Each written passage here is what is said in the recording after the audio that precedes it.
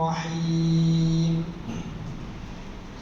اقرأ باسم ربك الذي خلق خلق الإنسان من علق اقرأ وربك الأكرم الذي علم بالقلم علم الإنسان ما لم يعلم كلا إن الإنسان ليطغى أن رآه استغنى إن إلى ربك الرجعى أرأيت الذي ينهى عبدا إذا صلى أرأيت إن كان على الهدى أو أمر بالتقوى أرأيت إن كذب وتولى ألم يعلم بأن الله يرى كلا لئن لم ينته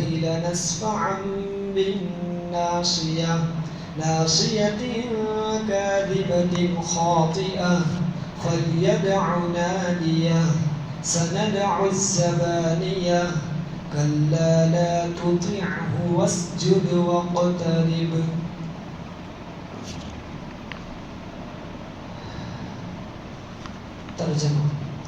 ترجمے سے پہلے یہ بات کہ آخر جو آیت پڑھی کلا لا تطعه واسجد واقترب، تو جو آدمی بھی سجدے کی آیت سنے اس پر سجدہ کرنا واجب ہو جاتا ہے.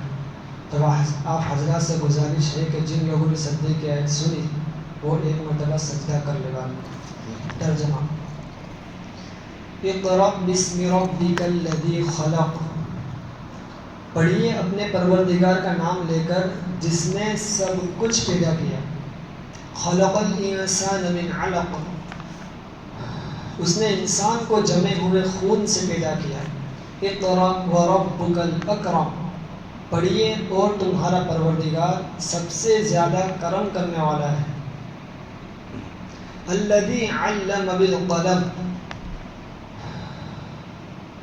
جس نے قلم سے تعلیم دی انسان کو اس بات کی تعلیم دی جو وہ نہیں جانتا تھا. علم الانسان ما لم يعلم، اس نے انسان کو وہ بات بتلائی جو انسان نہیں جانتا تھا. کلا ان الانسان لیطغى ان رآہ استغنى، حقیقت یہ ہے کہ انسان کھلی سرکشی کر رہا ہے کیونکہ اس نے اپنے پروردگار، اس نے اپنے آپ کو بے نیاز سمجھ رکھا ہے. ان الی ربک الرجعى، یقین جانیے حقیقت یہ ہے کہ انسان، حقیقت سچ تو بات یہ ہے کہ تمہارا پروردگار ہی کی طرف تم سب کو لوٹ کر آنا ہے. ارأیت الذی ینہی عبدا اذا صلی، بھلا بتلائیے کہ تم نے اس شخص کو بھی دیکھا جو ایک بندے کو منع کرتا ہے جب وہ بندہ نماز پڑھتا ہے. اَرَأَيْتَ إِنْ كَانَ عَلَى الْهُدَى أَوْ أَمَرَ بِالتَّقْوَى، بھلا بتلاؤ کہ اگر وہ نماز پڑھنے والا ہدایت پر ہو یا تقوی کا حکم دیتا ہو، یعنی تو کیا اسے روکنا گمراہی نہیں ہے. اَرَأَيْتَ إِنْ كَذَّبَ وَتَوَلَّى، بھلا بتلاؤ کہ اگر وہ روکنے والا حق کو جھٹلاتا ہو اور منہ موڑتا ہو. أَلَمْ يَعْلَمْ بِأَنَّ اللَّهَ يَرَى، کیا اسے معلوم نہیں کہ اللہ اسے دیکھ رہا ہے. آگے فرمایا کلا لئن لم ينته لنسفعا بالناصیہ ناصیۃ کاذبۃ خاطئہ، خبردار اگر وہ باز نہ آیا تو ہم اسے پیشانی کے بال پکڑ کر گھسیٹیں گے. فَلْيَدْعُ نَادِيَهْ سَنَدْعُ الزَّبَانِيَةَ، اس پیشانی کے بال جو جھوٹی ہے گنہگار ہے، اب وہ بلا لے اپنے مجلس والوں کو، ہم بھی بلا لیں گے فرشتوں کو دوزخ کے. کلا لا تطعه واسجد واقترب، ہرگز نہیں اس کی بات نہ مانو اور سجدہ کرو اور قریب آ جاؤ. یہ ہوا پورا سورت کا ترجمہ. گھبرا مت جاؤ، اس نے پوری سورت نہیں کرنی، ہمیں صرف اس سورت کے 5 آیتیں کرنی ہیں. اقرأ باسم ربک الذی خلق خلق الانسان من علق اقرأ وربک الاکرم الذی علم بالقلم علم الانسان ما لم يعلم. یہ 5 آیتیں ہیں، صرف اس 5 آیت کی تفسیر کریں. اب دیکھیے اقرأ سے لے کر ما لم یعلم تک یہ سب سے پہلی وحی ہے. قرآن کریم جب سب سے پہلے نازل ہوا تو قرآن کریم کی سب سے پہلی 5 آیتیں کون سی؟ قرآن کریم جب اترنا شروع ہوا، وحی کا نزول ہوا، تو سب سے پہلے 5 آیتیں اللہ تبارک و تعالیٰ نے اللہ کے نبی صلی اللہ علیہ وسلم پر اتاری۔ اب جس کا قصہ شیخین کی حدیث یعنی امام مسلم اور امام بخاری، ان دونوں کو ملا کر ان دونوں کو شیخین کہتے ہیں، اس لیے کہ حدیثوں کی سب سے بڑی کتابیں کون سی؟ بخاری، اور اس کے بعد مسلم، تو ان دونوں کو شیخ کہا جاتا ہے۔ تو شیخین کی حدیث کے اندر یہ بہت بڑا واقعہ ہے کہ نبوت کا جب زمانہ قریب آیا تو اللہ کے نبی صلی اللہ علیہ وسلم کو خلوت یعنی اکیلے رہنا پسند آنے لگا۔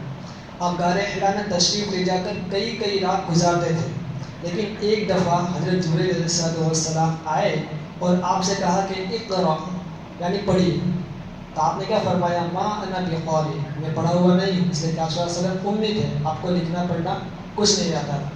انہوں نے خوب آپ کو زور سے دبایا، پھر چھوڑ دیا اور پھر کہا کہ اقرأ، آپ نے پھر وہی جواب دیا۔ اس طرح حضرت جبرائیل علیہ السلام نے 3 مرتبہ کیا، تو تیسری مرتبہ کہا کہ اقرأ سے لے کر پوری 5 آیتیں نازل ہوئی۔ اس کے بعد اللہ کے نبی صلی اللہ علیہ وسلم یہ 5 آیتیں لے کر خدیجہ رضی اللہ تعالیٰ عنہ کے پاس گئے، پورا واقعہ تفصیل سے آ رہا ہے۔ اب دیکھیے یہاں پر نبوت کی وحی کی ابتدا سب سے پہلے وہی جو ہوئی وہ صحیحین اور دوسری معتبر جتنی کتابیں ہیں ان سب کا اس پر اتفاق ہے کہ قرآن کریم کی سب سے پہلی 5 آیتیں جو اقرأ بسم ربک الذی خلق سے لے کر ما لم یعلم تک سب سے پہلی 5 آیتیں، یہ سب کا اس پر اتفاق ہے کہ جب قرآن کریم نازل ہوا تو سب سے پہلی 5 آیتیں یہی اتری۔ اب اس سورت کی ابتدا 5 آیتیں ما لم یعلم تک سب سے پہلے نازل ہو گئی تھی۔ بعض حضرات یہ کہتے ہیں، اس میں اختلاف ہے، لیکن پھر اختلاف سمجھتے ہیں کہ بعض لوگ کیا کہتے ہیں، بعض لوگ کیا کہتے ہیں۔ بعض حضرات فرماتے ہیں کہ سورہ مدثر کو سب سے پہلی سورت نازل قرار دیا، کیوں؟ اس لیے کہ بعض نے سورہ فاتحہ کو، امام بغوی بہت بڑے امام ہیں، وہ فرماتے ہیں کہ جمہور کے نزدیک صحیح یہ ہے کہ سب سے پہلے سورہ اقرا کی 5 آیتیں نازل ہوئی، اور جن حضرات نے سورہ مدثر کو پہلی سورت فرمایا اس کی وجہ یہ ہے کہ اقرا کی پہلی 5 آیتیں نازل ہونے کے بعد قرآن کریم کا اترنا ایک مدت تک رک گیا تھا اور اس کو زمانے فترت کہا جاتا ہے۔ دیکھیے سمجھیے، جب قرآن کریم کی 5 آیتیں پہلے نازل ہوئی، اقرأ بسم ربک الذی خلق خلق الانسان ما لم یعلم، پوری 5 آیتیں نازل ہوئی۔ اس سورت کے اترنے کے بعد جب وہی پہلے نازل ہو گئی تو قرآن کریم اترنا بند ہو گیا تھا۔ بعض آگے فرماتے ہیں کہ بعض حضرات فرماتے ہیں کہ 2 سال، کوئی کہتا ہے کہ 3 سال تک وہی اترنا بند ہو گئی تھی۔ اللہ کے نبی صلی اللہ علیہ وسلم بار بار آسمان کی طرف دیکھتے تھے کہ جبرائیل علیہ السلام آئیں گے اور وہی لے کر آئیں گے، لیکن 3 سال تک وہی آنا بند ہو گیا تھا۔ تو یہ 3 سال کا زمانہ ہے، اسے زمانے فترت کہا جاتا ہے، یعنی اس میں کوئی سورت، کوئی ایک آیت بھی نازل نہیں ہوئی۔ پھر 3 سال کے بعد حضرت جبرائیل علیہ السلام سورہ مدثر کی آیتیں لے کر اترے، تو وہ دوسری سورت ہوئی۔ تو بعض فرماتے ہیں کہ جو یہ بیچ میں توقف ہوا، ٹھہرنا ہوا، اس کے بعد جو پہلی سورت نازل ہوا سورہ مدثر، تو بعض کہتے ہیں سورہ مدثر سب سے پہلی سورت۔ اب دیکھیے جن حضرات نے سورہ مدثر کو پہلی آیت کہا وہ زمانے فطرت کہتے ہیں، اور وہی کی تاخیر توقف سے اللہ کے رسول صلی اللہ علیہ وسلم کو بہت سخت اور رنج و غم پیش آیا تھا، اس لیے کہ جب پہلی 5 آیتیں نازل ہوئی تو مکہ کے کافر یہ کہنے لگے کہ دیکھا آپ کے رب نے آپ کو چھوڑ دیا ہے، 5 آیتیں نازل اس کے بعد آپ کو چھوڑ دیا ہے، اب آپ پر وہی نہیں آئے گی۔ تو اللہ کے نبی صلی اللہ علیہ وسلم بہت رنج و غم اور پریشانی میں رہتے تھے۔ اس کے بعد اچانک پھر جبرائیل صلی اللہ علیہ وسلم آپ کے سامنے آئے اور سورہ مدثر کی آیتیں لے کر اترے۔ اس وقت بھی آپ صلی اللہ علیہ وسلم پر وحی کا جو اترنا تھا اور جبرائیل علیہ السلام سے ملاقات سے وہی کیفیت تاری ہوئی جو سورہ اقرا کے وقت نازل ہوئی تھی، جس کا بیان آگے تفصیل سے آ رہا ہے۔ اب دیکھیے اس کے بعد اللہ کے رسول صلی اللہ علیہ وسلم کو جب یہ اقرأ بسم ربک الذی خلق پہلی جو آیت نازل ہوئی، اس کے بعد اللہ کے رسول صلی اللہ علیہ وسلم کو مخلوق سے یکسوئی اور خلوت عبادت کرنے کا داعیہ پیش آنے لگا۔ جب حدیث کے اندر بہت بڑا واقعہ ہے، آتا ہے کہ ام المؤمنین حضرت عائشہ صدیقہ رضی اللہ تعالیٰ عنہ امی جان فرماتے ہیں کہ سب سے پہلے اللہ کے رسول صلی اللہ علیہ وسلم پر وحی کا سلسلہ اور نیک خواب یعنی سچے خواب شروع ہو گئے، جس کی کیفیت کیا ہوتی تھی کہ جو کچھ آپ خواب میں دیکھتے بالکل اس کے مطابق واقعہ پیش آ جاتا اور اس میں کسی تعبیر کی ضرورت بھی نہیں پڑتی، ہم جو خواب دیکھتے ہیں اس کی تعبیر دیکھنی پڑتی۔ لیکن اللہ کے نبی صلی اللہ علیہ وسلم کو جو خواب آتا وہ خود بخود صبح کے وقت روشن، صبح کی جو روشنی جس طرح ظاہر ہوتی طرح اس طرح وہ خواب بھی ظاہر ہو جاتا تھا۔ یہ بات بتلائی جا رہی ہے اللہ کے نبی صلی اللہ علیہ وسلم کو نبوت ملنے سے پہلے، جب آپ کو سورہ اقرا بھی ملی نہیں ہے، اس سے پہلے کا واقعہ ہے کہ آپ صلی اللہ علیہ وسلم کو اکیلے رہنا پسند آ گیا تھا، لوگوں سے تنہا ہو گئے تھے، غار ہیرا میں جا کر عبادت کیا کرتے تھے۔ تو آپ صلی اللہ علیہ وسلم غار ہیرا کا منتخب فرما دیا۔ اب یہ غار کہاں پر ہے؟ یہ غار مکہ کے قبرستان جنت المعلیٰ سے کچھ آگے پہاڑ پر ہے، جس کو جبل النور بھی کہا جاتا ہے آج کے زمانے میں۔ اس کی چوٹی دور سے نظر آتی ہے، وہ اس سے غار ہیرا کہا جاتا ہے۔ جو صدیقہ رضی اللہ تعالیٰ عنہ فرماتی ہے کہ آپ اس غار میں جا کر راتوں کو رہتے، عبادت کرتے تھے، جب تک اہل وحی کی خبر گیری کی ضرورت پیش نہ آتی وہیں پر رہتے تھے، اور اس وقت کے لیے آپ ضروری توشہ یعنی جو ناشتہ کھانا پینا ہوتا تھا وہ لے کر چلے جاتے تھے، اور پھر جب ناشتہ اور کھانا ختم ہو جاتا تو اس کے بعد جب خدیجہ رضی اللہ تعالیٰ عنہ کے پاس تشریف لاتے اور مزید کچھ دنوں کے لیے توشہ لے جاتے، یہاں تک کہ آپ اسی طرح غار ہیرا میں جاتے رہے، اچانک آپ کے پاس وحی آ گئی۔ تو غار ہیرا میں خلوت گزری کی مدت میں علماء کا اختلاف نے فرمایا۔ ایک روایت میں کہ پورے رمضان کے مہینے یعنی پورا ایک مہینہ آپ غار ہیرا میں جاتے تھے۔ ابن اسحاق جو بہت بڑے محدث فرماتے ہیں کہ اس سے زیادہ مدت کسی صحیح روایت کے اندر ثابت نہیں ہے، یعنی آپ صلی اللہ علیہ وسلم نبوت ملنے سے پہلے رمضان المبارک کے مہینے میں پورا ایک مہینہ آپ گزار کر آئے تھے، اور سب سے پہلی آیت رمضان کے مہینے میں ہی نازل ہوئی۔ جو صدیقہ رضی اللہ تعالیٰ عنہ فرماتی ہے کہ وحی کے آنے کی صورت کیا ہوتی تھی؟ جب فرشتہ جبریل علیہ السلام آپ کے پاس آئے اور آپ سے کہا کہ اقرأ یعنی پڑھیے، آپ نے فرمایا ما انا بقارئ، میں پڑھا ہوا نہیں ہوں۔ اب دیکھیے، کیونکہ آپ صلی اللہ علیہ وسلم امی تھے اور جبریل علیہ السلام امین کے قول اقرأ کی مراد آپ پر اس وقت واضح نہیں تھی کہ کیا کس طرح پڑھنا ہے، کچھ لکھنا ہے۔ آپ صلی اللہ علیہ وسلم کو جب کہا کہ اقرأ یعنی پڑھیے، تو اللہ کے نبی کو کیا لگا کہ مجھے کچھ پرچی دے گے پڑھنے کے لیے، میں اس میں پڑھوں گا، میں تو پڑھا ہوا نہیں ہوں، اس لیے آپ نے فرمایا کہ ما انا بقارئ، میں پڑھا ہوا نہیں ہوں۔ اس کی ایک تفسیر یہ کی گئی ہے۔ جو صدیقہ فرماتی ہے کہ آپ نے فرمایا کہ میرے اس جواب پر جبرائیل امین نے مجھے آغوش لے کر اتنا دبایا کہ مجھے اس کی تکلیف محسوس ہونے لگی، اس کے بعد پھر چھوڑ دیا۔ اس طرح 3 مرتبہ کیا۔ جب اللہ کے نبی صلی اللہ علیہ وسلم کو فرمایا کہ اقرأ پڑھیے، اللہ کے نبی نے نہیں پڑھا، تو حدیث میں آتا ہے کہ جبرائیل صلی اللہ علیہ وسلم ان کو ایک دم زور سے پہنچ گیا، تو اللہ کے نبی کو تکلیف ہوئی، پھر چھوڑ دیا۔ اس طرح 3 مرتبہ کیا۔ 3 مرتبہ کرنے کے بعد پھر چھوڑا۔ اس کے بعد آپ صلی اللہ علیہ وسلم نے اقرأ بسم ربک الذی خلق یہ 5 آیتیں پڑھی۔ قرآن کی یہ سب سے پہلی 5 آیتیں لے کر آپ گھر واپس تشریف لائے۔ آپ کا دل کانپ رہا تھا۔ حضرت خدیجہ رضی اللہ تعالیٰ عنہ کے پاس آ کر فرمایا زملونی زملونی، یعنی مجھے ڈھانپو مجھے ڈھانپو۔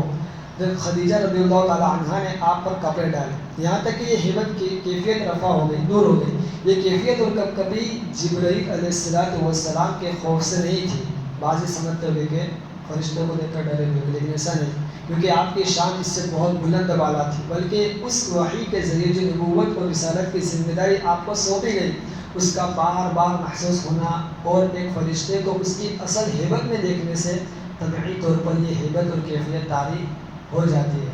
جب اللہ کے نبی صلی اللہ علیہ وسلم پر وحی نازل ہوئی، قرآن کریم میں آتا ہے کہ اگر یہ قرآن کسی پہاڑ پر اتارا جاتا تو پہاڑ کیا ہو جاتا؟ ریزہ ریزہ، ٹکڑے ٹکڑے ہو جاتا۔ تو سوچئے کہ اللہ کے نبی صلی اللہ علیہ وسلم کا دل کتنا مضبوط ہوگا کہ قرآن کریم جیسی بڑی کتاب اللہ کے نبی کے دل پر اتاری گئی، تو آپ کو کتنی تکلیف ہوتی ہوگی۔ جو صدیقہ رضی اللہ عنہ فرماتی ہے کہ افاطے کے بعد کچھ وقت کے بعد اللہ کے نبی صلی اللہ علیہ وسلم نے حضرت خدیجہ رضی اللہ تعالیٰ عنہ کو غار حرا کا پورا واقعہ سنایا اور فرمایا کہ اس سے مجھ پر ایک ایسی کیفیت طاری ہوئی تھی کہ مجھے اپنی جان کا خوف ہو گیا تھا۔ جب خدیجہ رضی اللہ تعالیٰ عنہ ام المؤمنین نے عرض کیا کہ ہرگز نہیں ہو سکتا، اللہ تعالیٰ آپ کو ہرگز ناکام نہیں ہونے دے گے، کیونکہ آپ صلہ رحمی کرتے ہیں، جو بوجھ دبے ہوئے ہوتے ہیں ان کا بوجھ اٹھاتے ہیں، بے روزگاری آدمی کو کسب یعنی کما کر دیتے ہیں، مہمانوں کی مہمان نوازی کرتے ہیں، مصیبت زدوں کی مصیبت امداد کرتے ہیں۔ حضرت خدیجہ رضی اللہ تعالیٰ عنہ کی لکھی یہ جو تھی، حضرت خدیجہ رضی اللہ عنہ یہ بہت پڑھی لکھی خاتون تھی، ان کو شاید پہلی کتاب تورات انجیل سے یا کسی علماء سے بات معلوم ہوئی ہوگی کہ جس شخص کے اخلاق اور عادات ایسے اچھے ہو وہ انسان کبھی محروم ناکام نہیں ہو سکتا۔ اس لیے اس طریقے سے اللہ کے رسول صلی اللہ علیہ وسلم کو تسلی دی کہ آپ اتنے اچھے اچھے کام کرتے ہیں، جو اتنے اچھے اچھے کام کرتے ان کو اللہ تعالیٰ کبھی آئے گا نہیں جانے دیتا۔ تو آپ بھی اتنے اچھے اچھے کام کرتے ہیں۔ اللہ کے نبی صلی اللہ علیہ وسلم کے اخلاق بہت پہلے سے اونچے ہی تھے، اور اللہ کے نبی کو نبوت ملنے سے پہلے بھی آپ کو کیا کہتے تھے؟ صدیق، امین۔ لوگ صدیق اور امین کہتے تھے کہ بہت سچے انسان ہیں، بہت امانت دار ہیں۔ مکہ کے لوگ آپ کے پاس امانت رکھنے جاتے تھے، دیتے تھے، لیکن جیسے اللہ کے نبی صلی اللہ علیہ وسلم کو نبوت ملی اس کے بعد انہوں نے دینا بند کر دیا۔ اب اس کے بعد حضرت خدیجہ رضی اللہ تعالیٰ عنہ آپ کو اپنے چچا زاد بھائی ورقہ بن نوفل کے پاس لے گئے۔ اب یہ جو آدمی تھا ورقہ بن نوفل، یہ زمانے جاہلیت ہی میں بت پرستی سے توبہ کر کر نصرانی ہو گیا تھا۔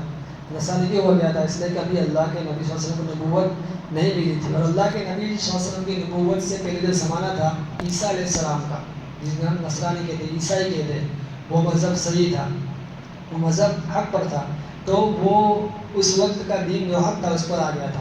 اور ورقہ بن نوفل لکھے پڑھے آدمی تھے، عبرانی زبان بھی جانتے تھے، اور عربی زبان تو ان کی مادری زبان تھی، اس وجہ سے وہ عبرانی زبان میں لکھتے بھی تھے اور انجیل کو عربی زبان میں ٹرانسلیٹ کرتے تھے۔ انجیل میں نازل ہوئی تھی عربی کے نمبر کی عبرانی زبان میں نازل ہوئی تھی، تو ورقہ بن نوفل عبرانی زبان سے اس انجیل کو تورات عربی کے اندر لکھتے تھے، عبرانی زبان کے اندر، تو وہ پڑھے لکھے آدمی تھے، اور اس وقت وہ بہت بوڑھے ہو گئے تھے، بڑھاپے کی وجہ سے ان کی بینائی چلی گئی تھی۔ اب خدیجہ رضی اللہ تعالیٰ عنہ نے ان سے کہا کہ میرے چچا زاد بھائی، پھر اپنے بھتیجے کی بات تو سنیے، جب اللہ کے نبی صلی اللہ علیہ وسلم ان کے بھتیجے ہوئے، تو ورقہ بن نوفل نے آپ صلی اللہ علیہ وسلم سے حال دریافت کیا، تو آپ نے فرمایا کہ غار ہرا میں جو کچھ میں نے دیکھا تھا وہ پورا واقعہ بتلا دیا۔ اب ورقہ بن نوفل نے یہ سنتے ہی کہا کہ یہ وہی ناموس، یعنی یہ وہی فرشتہ ہے جس کو اللہ تبارک و تعالیٰ حضرت موسیٰ علیہ السلام پر اتارا تھا، اس لیے کہ جبریل امین کا کام کیا تھا کہ وہ وہی لے کر آتے تھے، جتنے بھی نبی گزرے ان کے پاس وہی لے کر، اور جو ان کو جو صحیفے دیے گئے وہ سب لے کر کون آتا تھا؟ جبریل علیہ السلام۔ تو یہ ورقہ بن نوفل سمجھ گئے کہ یہ وہی آدمی ہے، تو کیا فرماتے ہیں ورقہ بن نوفل کہ کاش میں آپ کی نبوت کے زمانے میں مضبوط ہوتا، اور کاش میں اس وقت زندہ ہوتا جبکہ آپ کی قوم آپ کو وطن سے نکالے گی۔ یہ بات سن کر اللہ کے نبی صلی اللہ علیہ وسلم نے تعجب سے پوچھا کہ کیا میری قوم مجھے نکال دے گی؟ ورقہ بن نوفل نے کہا کہ بلا شبہ نکالے گی، حقیقت ہے یہ بات۔ کیوں؟ کیونکہ جب بھی کوئی آدمی وہ پیغام حق اور دین لے کر آتا ہے جو آپ لائے ہیں، تو اس کی قوم نے اس کو ستایا بھی ہے اور اسے وہاں سے نکالا بھی ہے، اور اگر میں نے آپ کا وہ زمانہ پایا تو میں آپ کی میری طرف سے جتنی ہو سکے اتنی بھرپور مدد کروں گا، اور آپ کی تصدیق کروں، آپ کی مدد کرنے کی کوشش کروں گا۔ مگر ورقہ بن نوفل اس کے چند ہی دن کے بعد انتقال کر گئے۔ اب اس واقعے کے بعد قرآن کا وحی کا سلسلہ رک گیا۔ فرمایا جس کو وحی فترت کی مدت کے متعلق کہا گیا ہے کہ 2.5 سال یا 3 سال کی مدت تک یہ وحی کا زمانہ رک گیا۔ یہاں پر یہ واقعہ کیا ہوا؟ نبوت ملنے سے پہلے اور نبوت ملنے کے بعد کا۔ ابھی قرآن کریم کے صرف 5 آیتیں چل رہی ہیں، اس کے بعد کا واقعہ ابو جہل آئے گا، بہت سب کچھ آئے گا، لیکن ابھی بس اتنا ہی میں سمجھنا ہے کہ نبوت کا زمانہ کس طرح شروع ہوا۔ کیونکہ آپ کو واقعہ سنایا، اس کے اندر کیا بتلایا گیا کہ اللہ کے نبی صلی اللہ علیہ وسلم کو وہی جو نبوت ملنے سے پہلے آپ کا حال کیا تھا، اور نبوت ملی اس کے بعد فوراً آپ کا حال کیا ہوا۔ تو آگے پوری تفصیل اس کی اور واضح ہوگی انشاءاللہ، دوسری مجلس کے اندر اس کی دوسری تفصیل پڑے گی۔